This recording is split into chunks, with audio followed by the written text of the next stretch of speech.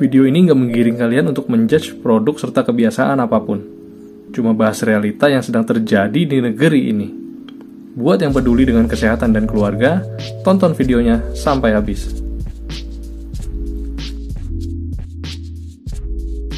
Ada yang terkejut dengan fakta yang saya tampilkan tadi?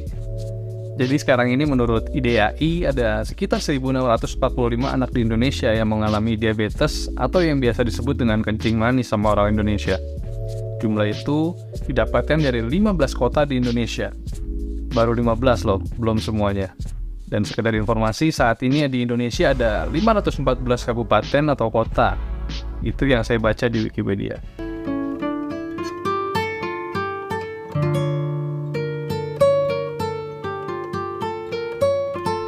Bicara soal diabetes, saya yakin udah nggak asing lagi di telinga kita. Bahkan di keluarga terdekat saya, ada beberapa orang yang harus hidup berdampingan dengan diabetes. Nah, balik lagi soal gambar-gambar yang tadi saya tampilkan, saya mau lebih fokus kepada dua kata, diabetes dan anak-anak. Sebab dan akibat, dua hal yang selalu seiring sejalan. Dan untuk diabetes, penyebabnya ada banyak faktor, bahkan salah satunya adalah faktor keturunan. Mungkin bisa dibilang faktor keturunan ini adalah faktor internal gitu ya. Jadi saya tidak bisa bicara terlalu banyak soal ini. Cuma bisa ingetin teman-teman semua, khususnya yang keluarga terdekatnya ada yang diabetes, untuk lebih menjaga kesehatannya. Jaga pola makan, menjalankan pola hidup sehat, serta nggak lupa untuk selalu support keluarga kalian yang mungkin punya penyakit diabetes.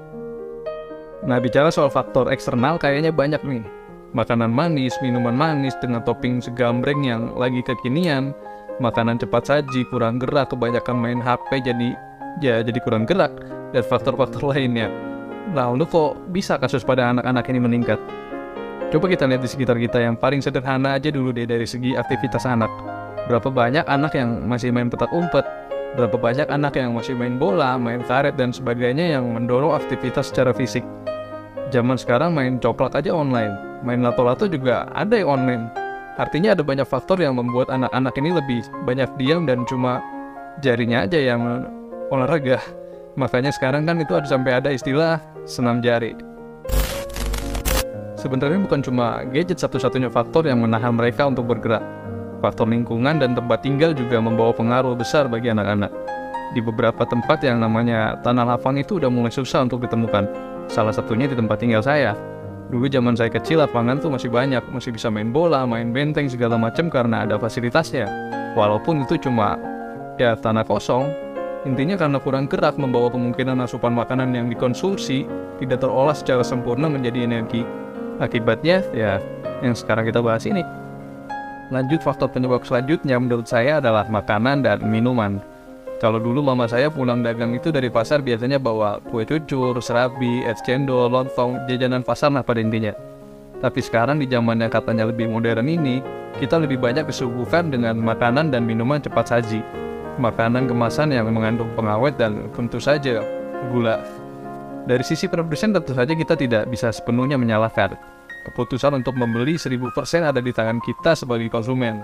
Maka dari itu, sebagai konsumen yang dewasa, kita perlu lebih bijak dalam menentukan apa yang mau kita masukin ke dalam tubuh kita. Mau yang alami kah? Mau yang pakai pemanis buatan kah? Mau yang toppingnya sampai tumpah-tumpah kah? Itu semua kembali lagi pada kebijakan kita dalam memutuskan apa yang ingin kita konsumsi. Apalagi karena kemajuan teknologi, ada sedikit pergeseran perilaku konsumen dalam menentukan pilihan makanan dan cara mendapatkan makanan. Kalau dulu mau makan kita harus belanja sayuran, masak, baru habis itu bisa dimakan, ya habis itu juga kita cuci piring dan segala macam perabotannya. Tapi anak muda sekarang mager dikit pesan makanan online. Tinggal scroll mana yang sekiranya enak, bayar, langsung sampai diantar ke depan rumah, ke depan pintu gitu kan. Saya nggak bilang itu salah, tapi kembali lagi kebijakan teman-teman sangat dibutuhkan dalam memilih makanan dan minuman yang teman-teman konsumsi.